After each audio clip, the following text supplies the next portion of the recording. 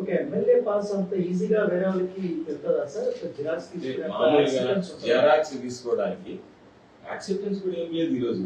ఇప్పుడు ఏం చేస్తున్నారంటే ఎక్కడన్నా ఎమ్మెల్యే కార్ పార్క్ అయింది, వాడు ఫోటో తీసుకుని జిరాక్స్ తీసుకుంటున్నాడు, కలెక్టర్ తీసుకుంటున్నాడు. కేవలం మీ ఒక్కది ఎందుకు చేసి మిగతా ఎమ్మెల్యే నేనే చెప్పేది ఏ ఎమ్మెల్యే దొరికింది. ఇప్పుడు నా దగ్గర దొరకబట్టి నా దగ్గరికి వచ్చారు, మిగతా ఎమ్మెల్యే దొరికితే ఆడ మీద పోయింది, వాళ్ళ గురించి మాట్లాడారు. అట్లా ఉన్నటువంటి దాంట్లో ఆ కారుకు ఉన్నటువంటి పాస్, నా కారు పాస్ చేరిందనే దాని మీద, ఎందుకు చేరిందనే దాని మీదనే ఎఫ్ఐఆర్ చేయాలి. అతనికి ఎక్కడి నుంచి సేకరించారనేటువంటి కూడా సాక్ష్యాలతో సహా పోలీసులు వాళ్ళ విచారణలో తేలుతారు. పోలీసు విచారణలో తేలిన తర్వాతనే కదా వాస్తవాలు వెలిగి చూస్తాయి. లేదు నాకు సంబంధించినటువంటి ఏదైనా ఉంటే ఎవరు ఇచ్చారనేటువంటి దాని మీద, ఎట్లా వెళ్ళిందనే దాని మీద కదా ఎఫ్ఐఆర్ ఇచ్చాం. ఎఫ్ఐఆర్ కాపీ కూడా మీకు ఇచ్చాం.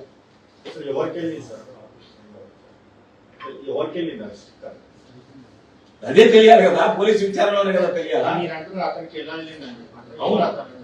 అసలు తెలియదు ఆ కారు, అందుకే కదా ఆ కారు వ్యక్తితో గానీ, ఆ కారు ఓనర్ తో గానీ, ఆ కారుతో గానీ, లేదా ఆ కారుకు సంబంధించినటువంటి వ్యక్తులతో గానీ ఏమి సంబంధాలు లేవు. ఆ కారు పాస్ అతనికి ఎట్ట వెళ్ళింది, ఏ విధంగా వెళ్ళింది అనేటువంటిది పోలీసు విచారణలో తేలాలి కాబట్టి పోలీస్ కంప్లైంట్ లాంచ్ చేసాం, ఎఫ్ఐఆర్ కట్టాం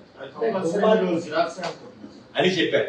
ఇన్ఫర్మేషన్ మామూలుగా కంపల్సరీగా అది చూసినటువంటి మామూలుగా చూసినటువంటి వాడు స్టిక్కర్ ఇది, మామూలుగా వాడు ఇంకా ఏం అనౌన్స్ ఏం చేయలేదు.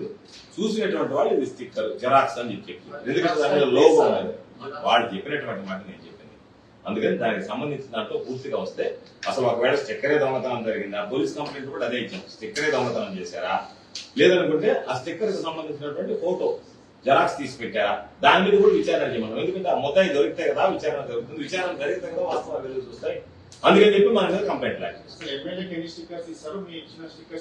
నా దగ్గర ఉన్నాయి. ఎమ్మెల్యేకి 3 స్టిక్కర్లు ఇస్తారు, 3 స్టిక్కర్లు ఉన్నాయి. ఇప్పుడు మామూలుగా ఆ స్టిక్కర్ ఏమన్నా మ్యానుఫ్యాక్చర్ చేసాడా, ఏం జరిగింది అనేటువంటి వాస్తవాలు ఎవరు తెలుస్తాయి?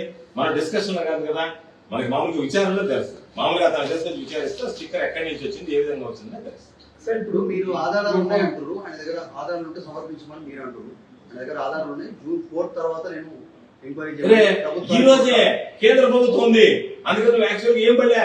నేను అదే చెప్పా, కేంద్ర ప్రభుత్వం సిబిఐ విచారణ, నువ్వు రేపు కోర్టులో వేయి పబ్లిక్ ఇంట్రెస్ట్ లిటిగేషన్ ఈ విధంగా ఉందా, నా మీద అనుమానంగా ఉందంటే నేను ఓకే అని చెప్తాను. పోయినసారి కూడా సిబిఐ విచారణ అంతే కదా, నెల్లూరులో కోర్టు ఫైల్ అయినప్పుడు విచారణ ఉందనుకుంటే నేను వెళ్ళి కోర్టులో సరేనని చెప్పిన తర్వాత సిబిఐ విచారణ జరిగింది. దేనికైనా విచారణ, కేంద్ర ప్రభుత్వానికైనా విచారణ కన్నా ఒక గైడ్ ఉండాలి కదా. ఏమి ఆధారం లేకుండా కారు చెక్ ఉందా దాని మీద నా మీద విచారణ జరగదు కదా.